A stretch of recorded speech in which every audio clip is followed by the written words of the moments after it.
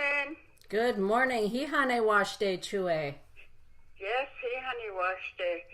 Oh boy, do we have a good topic to talk about and to ponder upon, each and every one of us. But I will go ahead and start out with my prayer this morning. And geez, it's a beautiful day.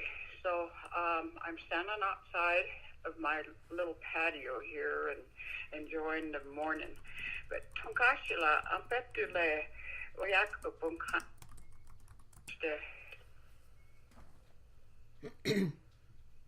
Ang betu washte na taku uyak o na taku ukyuk tank disna tonkashila wopila tanka na taku unguspe na taku iwa gatin tele tonkashila oyate ki wiyuk tan ha ungna da echuna ha da doske yuk tank de hina tonkashila hina unwachewa ke na hat watche ke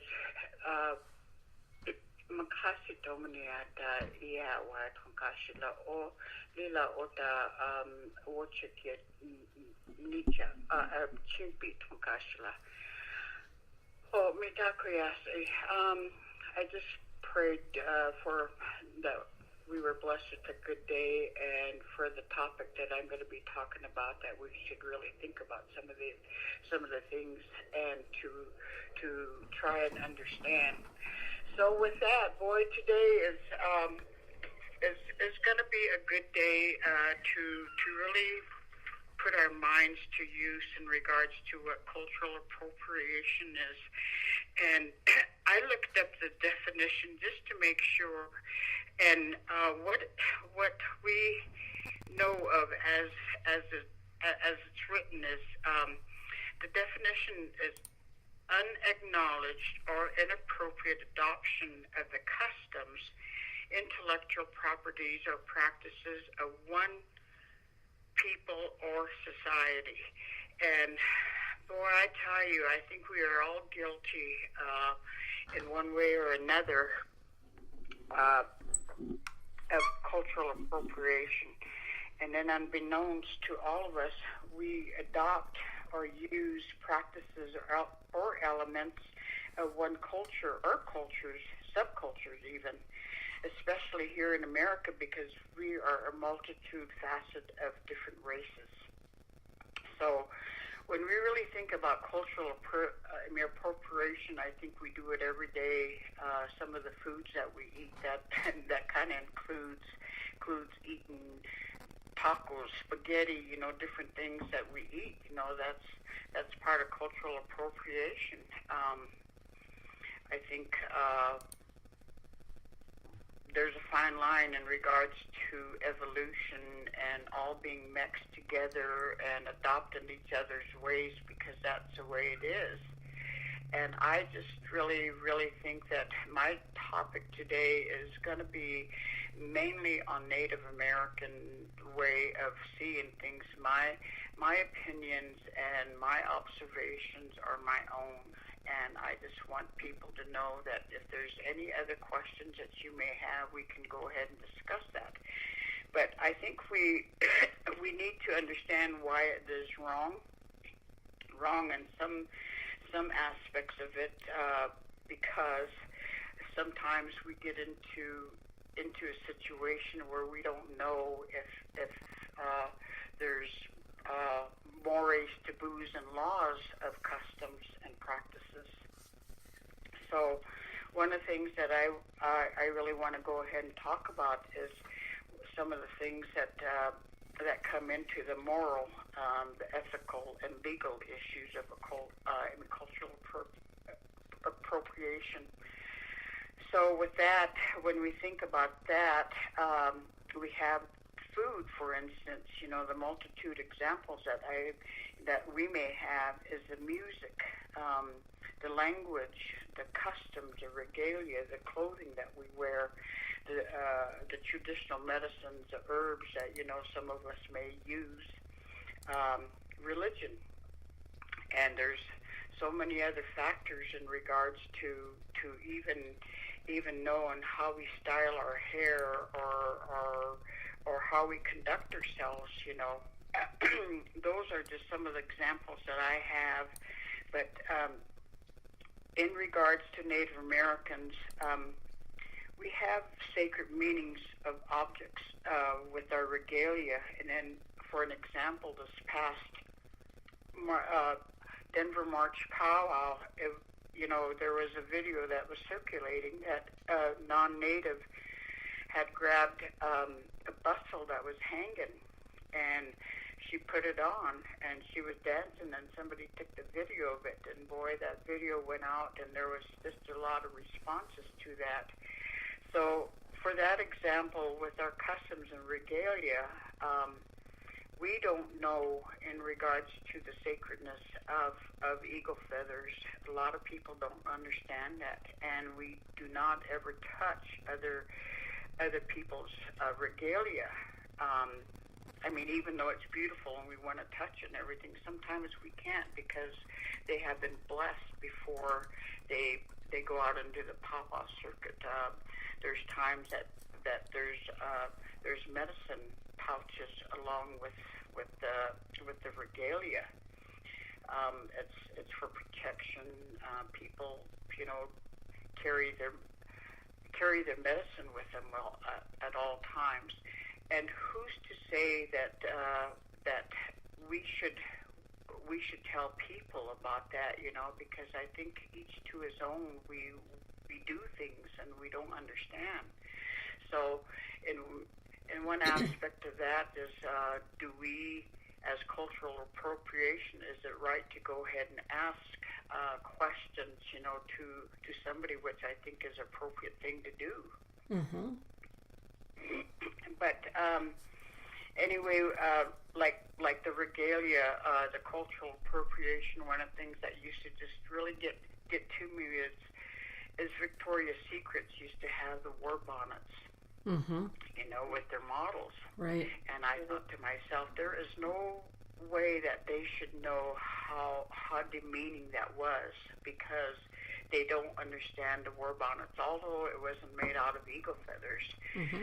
even the symbolism of the war bonnet means something. Mm-hmm. So we don't understand, why we do things, and is it kind of like how would you say the reaction that we want to get, or are we using or borrowing on things without the knowledge of some of these things because they're sacred? Mm-hmm. We don't really know a past history. Like in a culture, we have a multitude of people here. I work with a lady from Congo, and a lady from Palestinian, and I'm learning a lot. Why do they still wear scarves? What does it mean to her? Right. So one of the things that I want to go ahead and talk about is language. Language, for a lot of us, it's a dying language, and I think as Indigenous people of this continent, we think about our language. Some of the words are sacred, how we use them in everyday or in ceremonial practices, and we all say mitako yase. Is that with reverence when we say it, or do we just say it? But we don't say that quite often, unless if we're in a ceremony or we have a gathering and we're letting people know that, you're all inclusive. Mm-hmm. So we say mitako yase, and it's meaningful for everybody, because we think we hold everybody with our prayers at all times when we say mitako yase. They're inclusive. But people don't know that. People really don't understand that. So it's thrown out literally, just any time. Mm-hmm.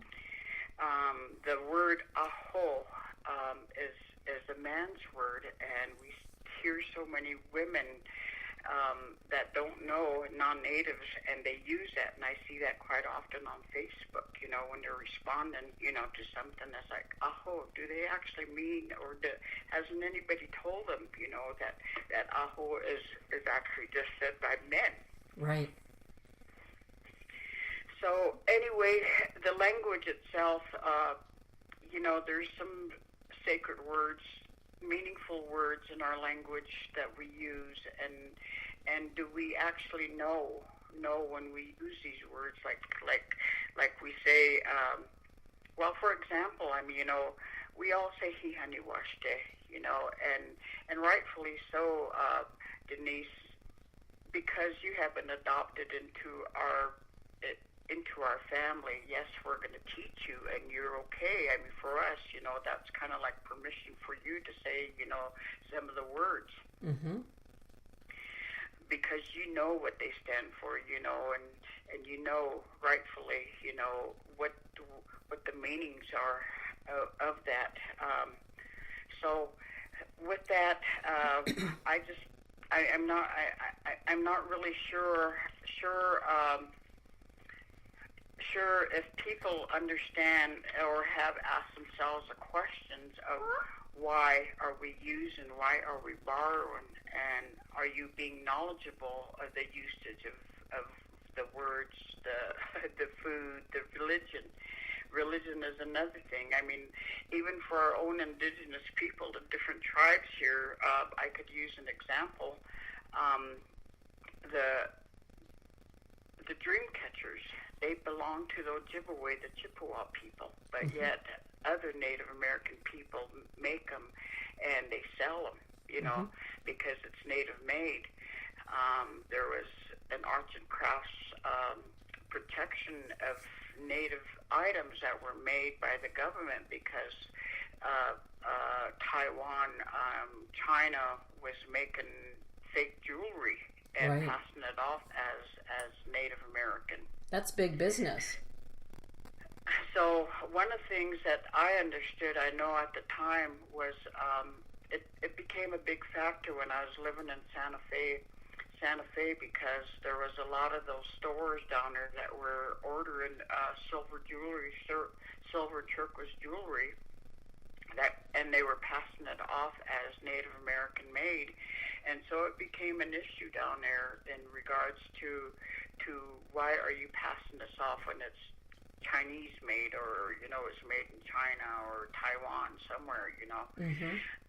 and the whole part of it is there's a fine line there too, is because we don't really know as Native Americans that were hired to make the jewelry, so we just really need to do our research and to know, that things that are being Native made are actually Native made, and you can pass them on. Or Mm-hmm. pass them off as Native American. Right. Have you ever asked anyone, why they wear their regalia, or may I touch the fringes of your shawl, or oh, that's a beautiful ribbon skirt, which again, the ribbon skirt, I've never known of the ribbon skirt being in the past it was done by the ribbons were actually used down in Oklahoma with one of the tribes there, and Seminoles. Mm-hmm. And here all of a sudden we have ribbon skirts all over. That's a fad today. Right. Right. Well, I learned a long time ago. You met my dad, the Sarge. And so when I was very young and being in a military family, he would always say, if you want to know something, ask a question and ask it nicely. And when I was younger and we were living on the island of Oahu, when Dad was stationed there, across the street there was a couple from South Carolina who were Cherokee, the Jones family. And I remember the first time I walked into their house, because they had a little girl about my age, and I saw the eagle feathers, and I saw other things on their walls, and my father had said, if you're curious, ask them in a nice way, and I'm sure that Mr. and Mrs. Jones will explain. So I learned at a very young age, and sure enough, I asked Mrs. Jones, her first name was Portia, in Mrs. Jones, why are those eagle feathers here in your home? And she sat me down and she talked to me about it. And so I began at a very young age understanding, because I grew up with multicultural people on military bases, that you can ask in a good way And those elders that are, I call them the wisdom keepers, such as yourself, and, you know, I'm blessed with all of my Chues and my Tiblo, is that if you ask nicely, an elder will take the time to explain it. I mean, wouldn't you agree, Del?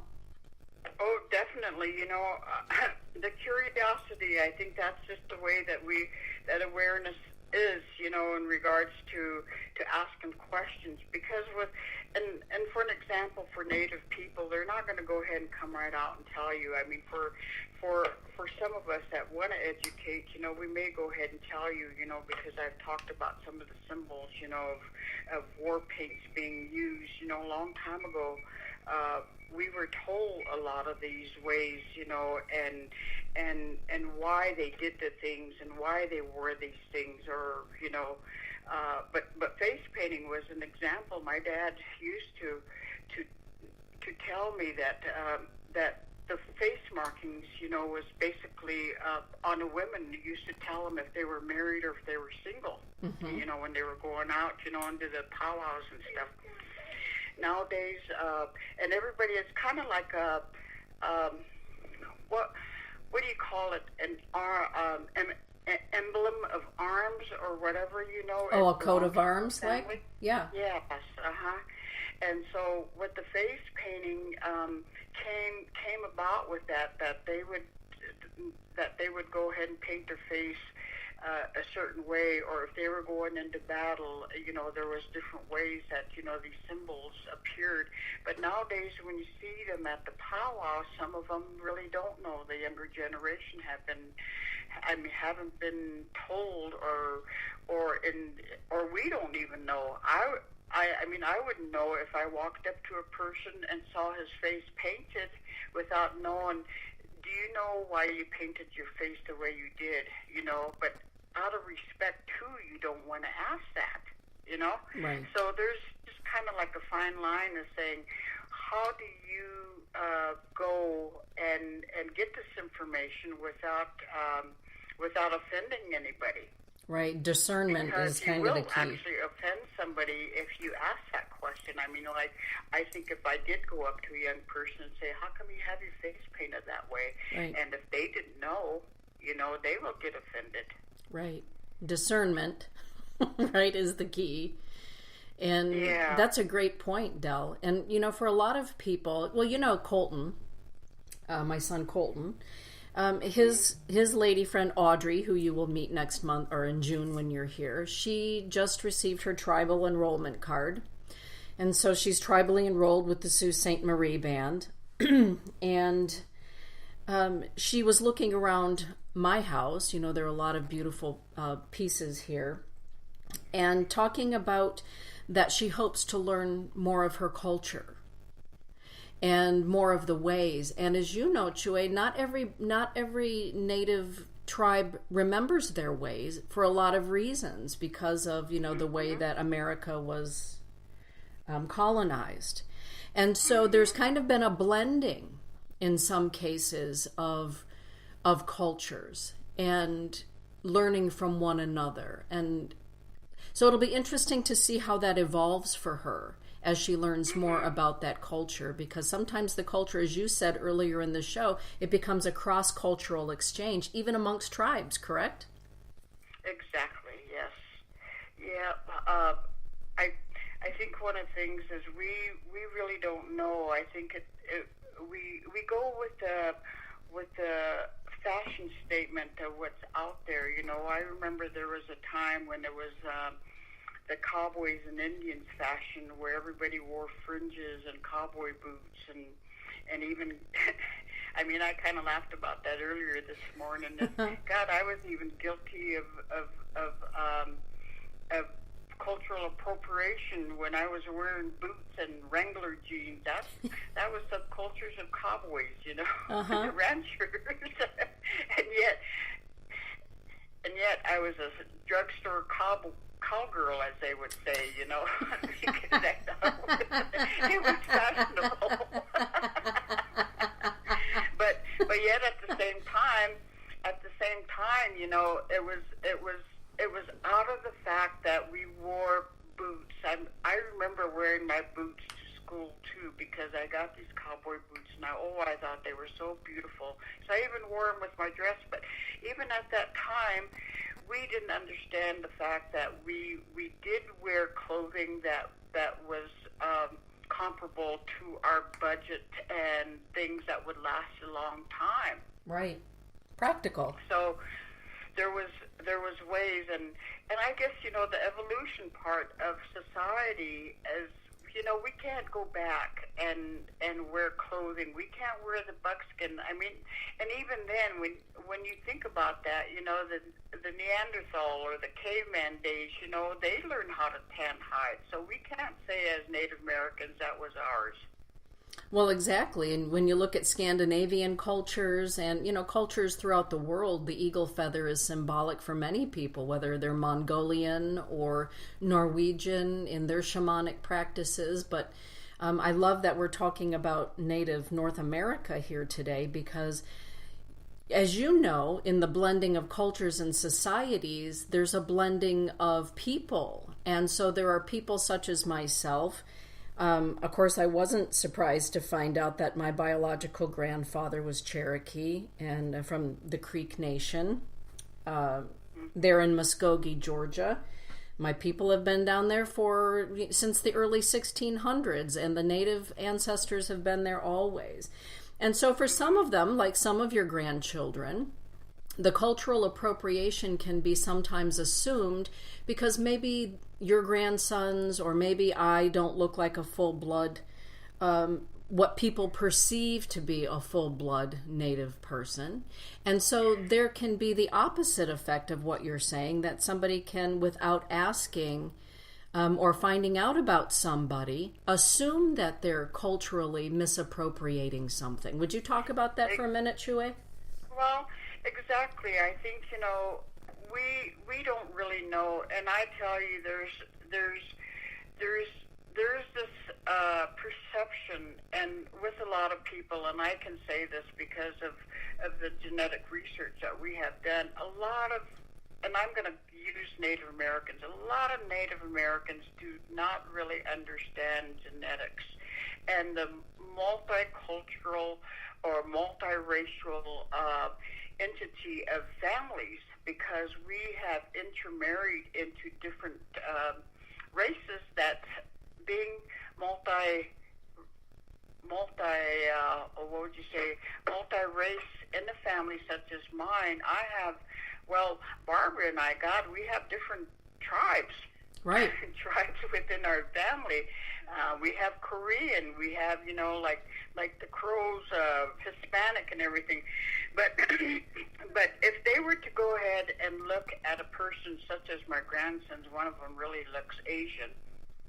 And this is one of the things that I think that we need to make our people understand is respect the fact that you are making an assumption on somebody else, and so there's a fine line. You can't go ahead and judge. You can't criticize somebody because you do not know unless if you ask. And I would hope that is done respectfully and honorably. To know is, you know, I'm curious, you know, why you have this regalia when you don't look Indian, you know. Mm-hmm.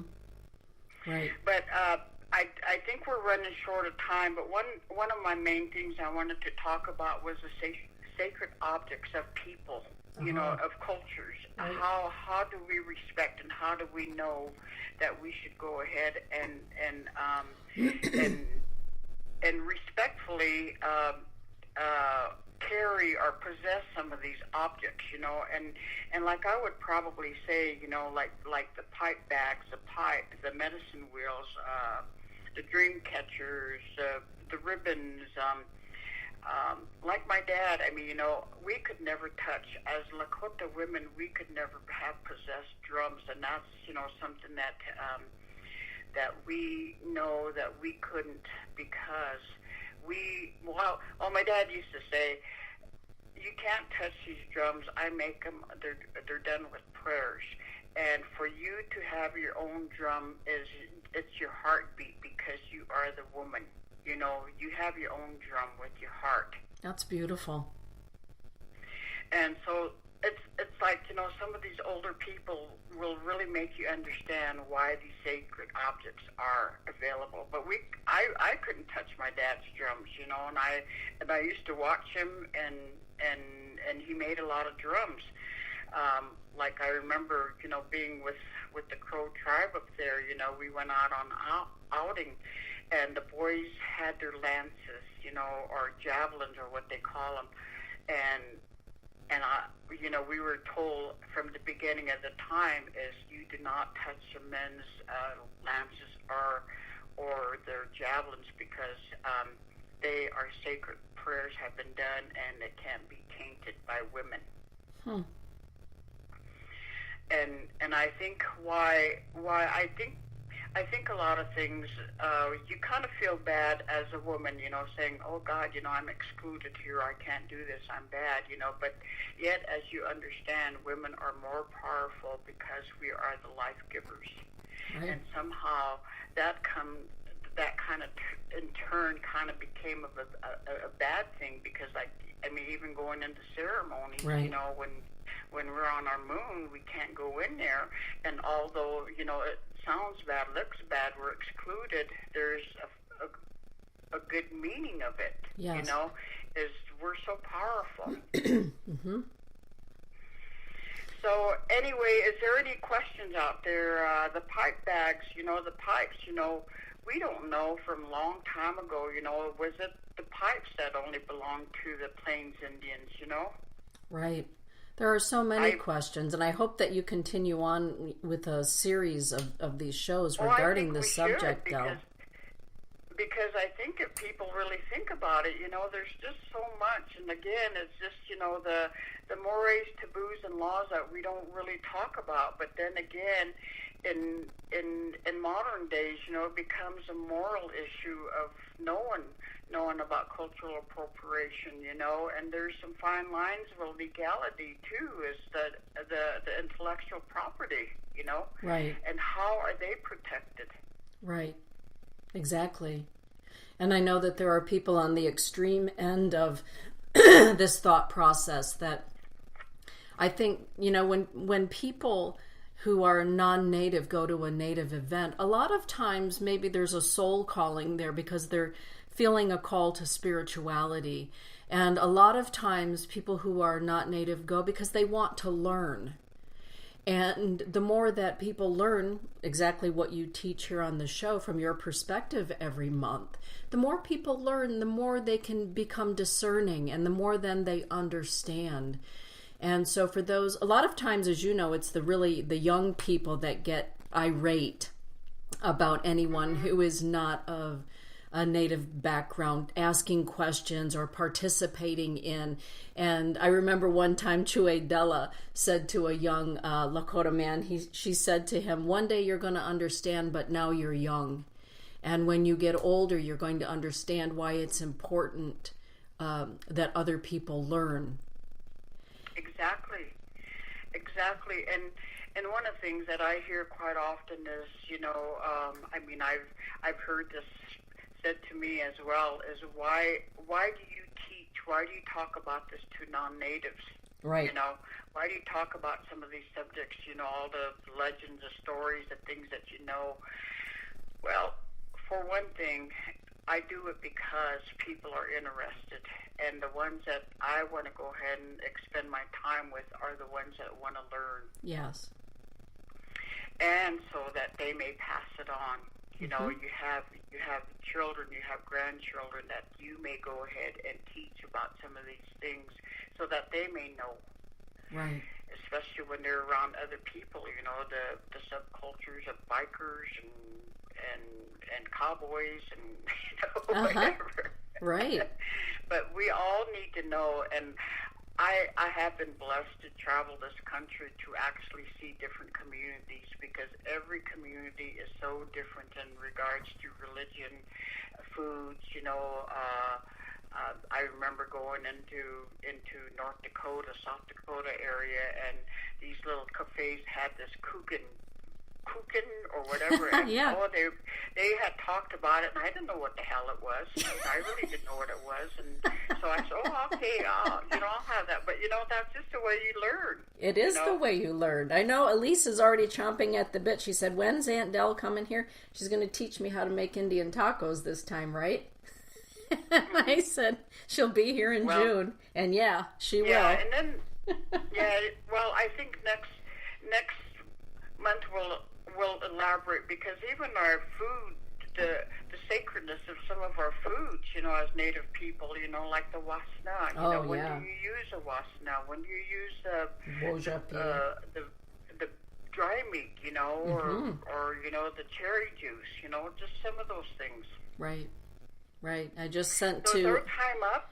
It is, and I just want to, thank you, Dell, for having, whatever it is within you that says it's good to teach, because I think when people learn and they understand, then we see our similarities, and we also see, why something is sacred and held as such by other people. It's a good thing. Well, I think at one time you had told me that you were getting a little flack for somebody that somewhere in Michigan in regards to the things that you were doing there with the Native stuff. Well, I just want you to know that that if that question ever comes up, just say, what, I have been adopted into this family, and they are teaching me rightfully.